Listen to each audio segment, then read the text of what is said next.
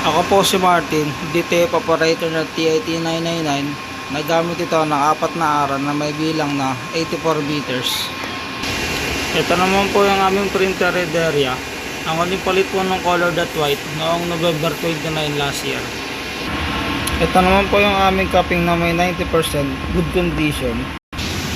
Head clean.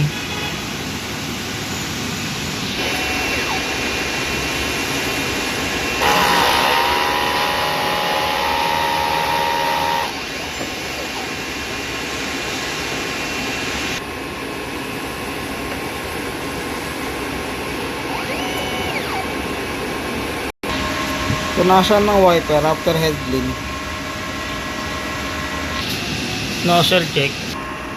Ito po, buwan naman po sila lahat. Ang ink system po namin, tama lang po ang level. Ito po yung aming waste tank, nililinis po to every Saturday po. Ito naman po yung aming ABR. Ito naman po yung unused ink po namin. Tsaka green solution po.